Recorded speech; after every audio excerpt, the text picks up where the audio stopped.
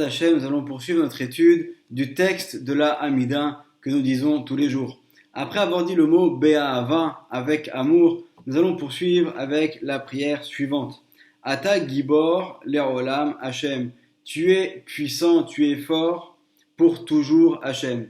Et là, le Ben Ishraï, dans son livre de Halachot Ben Ishraï, va nous rapporter les paroles du Rav Bet David, qui nous dit qu'à l'inverse d'un être humain, qui lorsqu'il va avancer dans les années, il va aller en vieillissant et en s'affaiblissant, pour Hachem, c'est incomparable. Hachem est au-dessus. En lo gouf, ben lo demutagouf. Il n'a pas ni de corps, ni de choses d'enveloppe qui pourraient ressembler à un corps. Et donc, par conséquent, la puissance d'Hachem va être l'Olam à tout jamais, elle va être éternelle pour toujours. Et ensuite, on continue en disant Mechayem metimata, Rav Leoshia. Donc, tu es celui qui fait la résurrection des morts et qui va donc sauver.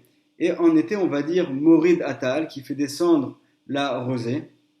Et en hiver, on va dire Mashiv Arouar ou Morid Ageshem, celui qui fait souffler le vent et descendre la pluie. Et le Ben Ishraï nous pose la question de comprendre quel est le lien qu'il y a entre la résurrection des morts et la prière pour la pluie que nous faisons dans ce verset. Et nos sages, dans le traité de Ta'anit, à la page 7, nous disent Gadol Yom Ageshamim Keyom Triat Ametim. Le jour des pluies est aussi grand, est aussi important que le jour de la résurrection des morts. Alors ici, on fait allusion à la résurrection des morts qui aura lieu lorsqu'il viendra le Mashiach. Mais en fait, si on regarde Hachem dans la création qu'il a mise sous nos yeux, il nous a en fait permis de pouvoir saisir un petit peu à quoi ressemblera la résurrection des morts. Et de la même manière qu'on va voir qu'une graine, au début, va devoir un peu même pourrir pour ensuite, après, germer et finalement donner un arbre et revivre.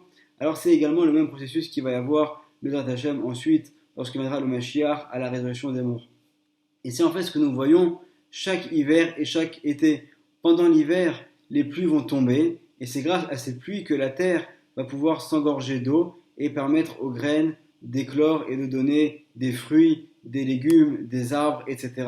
Donc c'est en cela également qu'on peut comprendre les paroles de nos sages qui nous disent que la période des pluies, elle ressemble à la résurrection des morts, puisque en fait, grâce à ce système-là des pluies, du renouvellement en fait de la végétation, on va pouvoir également comprendre ce qui se passera à Bezrat Hashem plus tard, lorsque viendra le Mashiach.